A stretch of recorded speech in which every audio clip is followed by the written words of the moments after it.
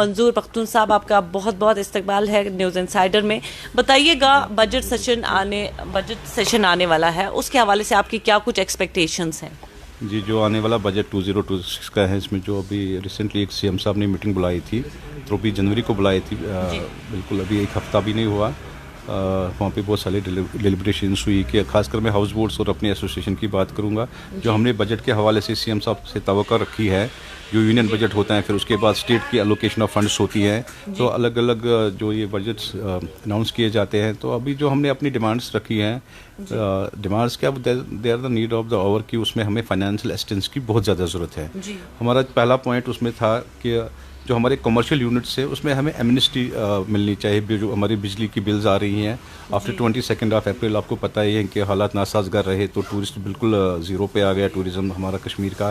तो हमें flat rates पे अभी बिल्स भरनी पड़ती हैं, तो उनमें बहुत सारा जो भी बिल अमाउंट है चढ़ा हुआ है। तो हम तवक्को करते हैं, हमारी पहला यही पॉइंट था कि उसमें हमें एमनेस्टी मिलनी चाहिए जो हमारे कमर्शियल यूनिट्स हैं।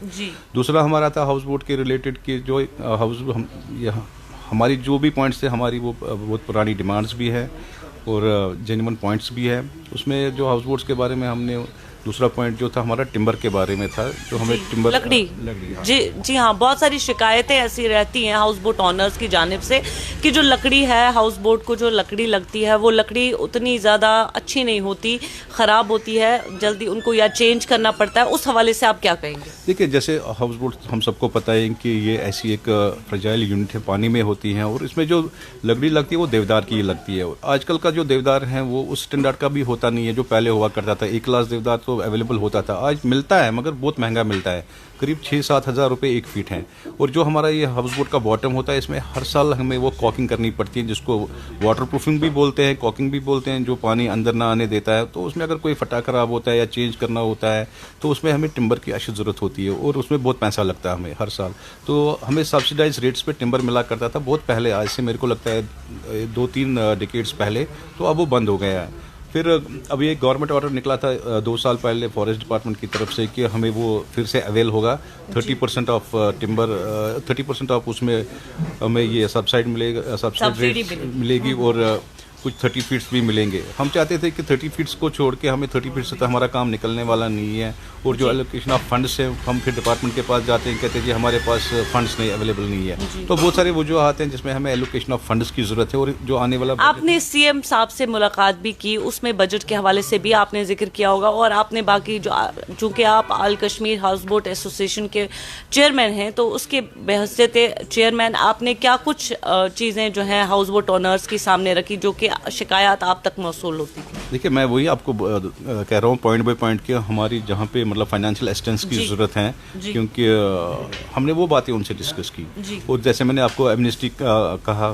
कि जो हमारे कमर्शियल यूनिट्स हैं उसमें हमें एमनेस्टी चाहिए इलेक्ट्रिसिटी पे, फिर टिम्बर का है उसमें हमें सब्सिडी चाहिए, और टिम्बर अवेलेबल होना भी चाहिए। और उसके बाद हमारा एक रिहेबिलिटेशन का मसला है जो लॉन्ग पेंडिंग हमारा एक इशू है। आज करीब 2 साल हो गए, डिवकॉम की तरफ से एक ऑर्डर निकला था, एक चेकिंग हुई थी, हमारे जो हाउस बोर्ड जो सरेंडर करना चाहते थे, हमारी 4-5 कैटेगरी के हाउस बोर्ड्स हैं। हम चाहते हैं कि गवर्नमेंट भी, मतलब अभी हम रिसेंटली बॉम्बे में थे, सीएम साहब भी वहाँ पे थे, वहाँ पे एक शो था regarding the promotion of Kashmir tourism. तो वहाँ पे कुछ जो हमारे महाराष्ट्र के टूर ऑपरेटर्स थे, उन्होंने भी हाउस बोट्स के बारे में सवालात किए, मतलब हमारे एडवाइज़र साहब से, नासिर असलमानी साहब से, कि हाउस बोट्स मतलब क्यों घटते जा रहे हैं, इनमें अपग्रेडेशंस क्यों नहीं हो रही है। पहले उनका ये कहना था कि जब भी हम आते थे पहले 4 नाइट्स हम हाउस बोट्स रुकते थे, अब हम 2 नाइट्स या 1 नाइट रुकते हैं, क्योंकि प्रॉब्लम्स ये होती हैं, क्योंकि फैसिलिटीज़ कभी ऐसी नहीं मिलती। अगर हम हाउस बोट वाले से पूछते हैं, वो कहते हैं कि हमें इसमें जी बहुत टाइम लगता है परमिशन लाने में। तो उसके साथ साथ जो फिर रेनोवेशंस होती है उसमें हमें बहुत सारी चीज़ों की ज़रूरत होती है, मतलब कारपेंटर लाने होते हैं, और जो ये हाउस बोट बनाने वाले लोग हैं वो बिल्कुल कम रह गए हैं, वो भी अब ख़त्म ही होते जा रहे हैं। और एक फाइनेंशियल असिस्टेंस की भी ज़रूरत होती है। अगर हम 2 साल काम करते हैं, जो हमारे पुराने कर्जे होते हैं उनको हम भरपा करने में लगते हैं, तो कुछ ना कुछ अनटूवर्ड इंसिडेंट होता है तो टूरिज्म बैठ जाता है। तो जब टूरिज्म बैठ जाता है तो फर्स्ट इंजरी टूरिज्म की होती है, अगर रिकवरी होती है वो लास्ट में होती है। और हाउस बोट का आपको पता ही है, होली सोली जो ये फैमिलीज है ये टूरिज्म पे ही डिपेंड है। जी, आपको क्या लगता है, क्या वजूहात हैं जिनकी वजह से ये हाउस बोट्स को बनाने वाले लोग जो थे वो अब कम हो गए, या हाउस बोट्स को लोग अब ज़्यादा प्रेफर नहीं करते क्योंकि हादसा भी बहुत हो गए। अगर हम बात करें परसों की, एक हाउस बोट जो है वो डूब गया, फिर आजकल वो टेंट में रह रहे हैं, उनको काफ़ी नुकसान हुआ। उनके नुकसान का क्या कुछ तखमीना लगाया गया और उनको क्या कंपनसेट करने के लिए आपने क्या कुछ कदम उठाए? देखिए, first of all house boat काम होने की वजह है कि इसमें कोई ऐसी पॉलिसी नहीं है, ब्लैंकेट बैन है, नया हाउस बोट हम बना नहीं सकते हैं। गवर्नमेंट की तरफ से कुछ मेरे को लगता है 30 साल पहले ब्लैंकेट बैन लगा है कि हाउस बोट बनेगा नहीं, और लेक का जो फ्लोरा एंड फोना एनवायरनमेंट के हिसाब से तब उन्होंने उस हिसाब से देखा होगा। और अभी जो हमारा एक रिसेंटली एक बिल चल रही है, मतलब कोर्ट में है, वो हमारी लाइसेंस रिन्यू नहीं हो रही है, उसमें जो उन्होंने मतलब बिल में लिखा है कि ये लोग जो हाउस बोट है ये लेक को पोल्यूट करते हैं, चाहे निगीन हो डल हो। तो फिर हमने we are thankful to the government कि उन्होंने हर एक हाउस बोट को एसटीपी के साथ कनेक्ट किया है। अब वो भी हम पोल्यूट नहीं कर रहे। उसमें जितने भी साइंटिफिक सर्वेज आए थे उसमें हमारा 0.5 जाता था लेक में, और वो 0.5 भी अब जाता नहीं है।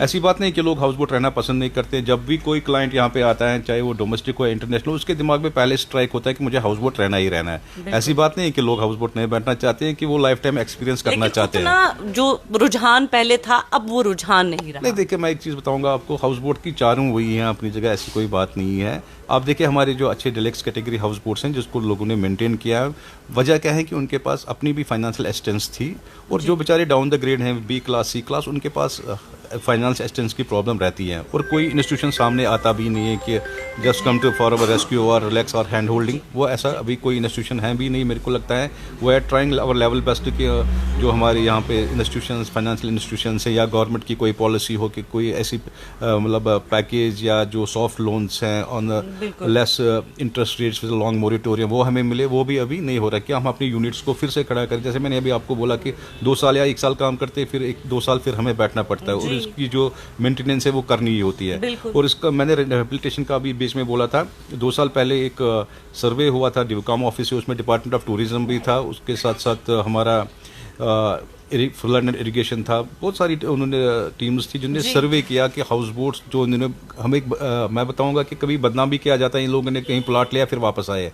वैसे वो सर्वे था कि उसमें कोई डुप्लीकेसी नहीं थी। फिर जब लास्ट में जब हम एसडीए के पास गए, उन्होंने बोला कि हमारे पास कोई ज़मीन नहीं है, ना हमारे पास कोई फंडिंग है।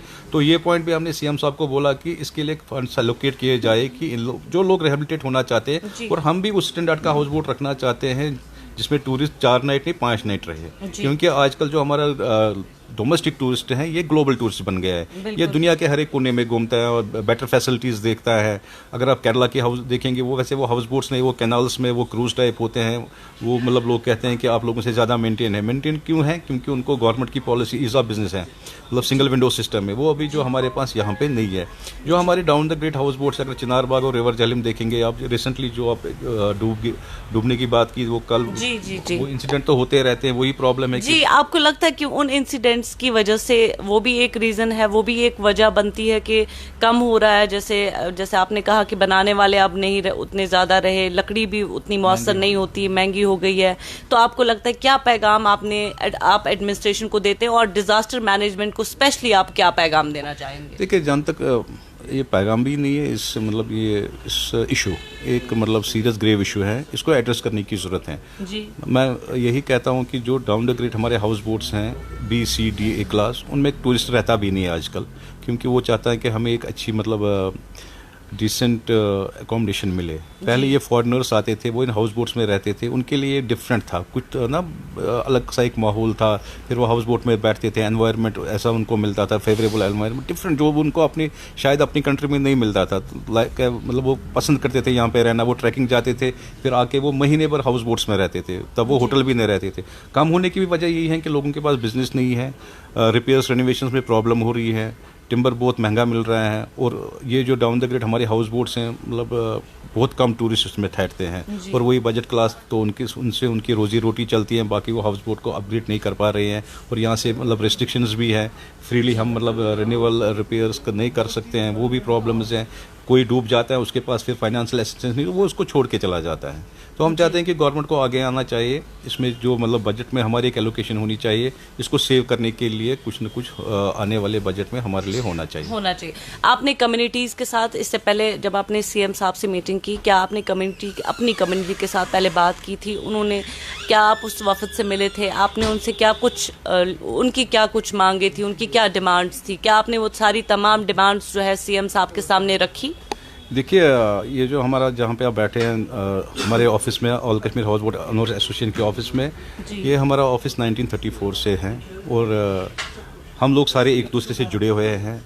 हमारा यहाँ पे ऑफिस स्टाफ रहता है, ऑफिस बेरर्स रहते हैं, लोगों के साथ हमारा व्हाट्सएप ग्रुप बना है, तो लोग हमें अपडेट करते रहते हैं कि हमें किस चीज़ की ज़रूरत है, हमें उनकी प्रॉब्लम्स पता है। ये हमारी आज की या कल की मतलब डिमांड नहीं है, it's a long pending issue from I think ऐसे कुछ चीज़ें हैं जो पिछले 10 साल से चलती आ रही है और same memorandum we are giving to the authorities. तो उसमें अभी हमें कुछ नहीं लगा कि इसमें कोई ईज़ हो रहा है ना। We are expecting from the current government की जो हमारे मसले हैं, जेन्युइन मसले हैं, उनको ईज़ किया जाए, तो मेरे वो बर्डन भी फिर गवर्नमेंट पे नहीं ज़्यादा होती है, क्योंकि हम भी मतलब we are the employment generators also. जब हम बिजनेस होता है तो हम भी बहुत सारे लोगों को काम देते हैं, तो ऐसा नहीं है कि मतलब हम खाली कमाते हैं, फिर कितना कमाते हैं मतलब वो भी देखना होता है। तो हमारा जीडीपी में भी मतलब अगर आप फॉरेन करेंसी देखेंगे उसमें भी हमारा बहुत कंट्रीब्यूशन रहा है आज तक, और जो हमारे लोग हैं वो हमसे जुड़े रहते हैं। दैट्स वाई कि ये ऑफिस मतलब उनका है, हम उनके लिए काम करते हैं। उनकी जो डिमांड्स है, जेन्युइन डिमांड्स है, हमारा काम ये है, वो हमें नुमाइंदा चुनते हैं, फिर हमारा काम है कि उनकी जो अपनी, ये हमारी मेरी पर्सनल डिमांड है, पर्सनल मतलब प्रॉब्लम है जो मेरी कम्युनिटी की है, उनको आगे लेना, उनको आगे बढ़ाना। हम हर एक दरवाजे तक पहुंचते हैं। We are not living any, मेरे को लगता है कोई ऐसा दरवाज़ा नहीं है जो हम खटखटाते नहीं है।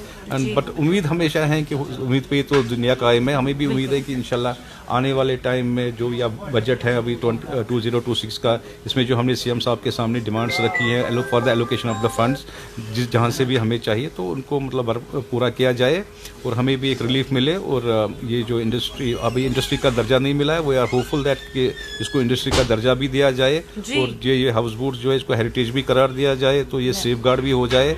ये हम खाली हाउस बोट वालों की पहचान नहीं, ये हाउस बोट हर एक कश्मीरी की पहचान है और इसको टूरिज्म में क्राउन ऑफ द टूरिज्म माना जाता है। जब क्राउन ही नहीं रहेगा तो फिर मेरे को लगता है टूरिज्म भी यहाँ। आखिर पे आपकी क्या मैसेज रहेगी? आपने जितनी भी आपकी कम्युनिटी है, अपनी कम्युनिटी के लिए आपकी क्या मैसेज रहेगी? देखिए, हम अपनी कम्युनिटी के लिए काम करते हैं और उनके जो हमेशा मैंने देखा है कि जो भी हालात हैं उन्होंने कभी अपने हौसले पस्त नहीं किए हैं, हमेशा वो बुलंद किए हैं। अगर आप देखेंगे 90s की अगर हम बात करेंगे तो हमारी कम्युनिटी के लोग हैं जो बाहर विद इन द कंट्री गए, वहाँ उन्होंने लोगों को बिजनेस सिखाया और वहाँ से वो तब टर्माइल में यहाँ पे बिजनेस लाते थे।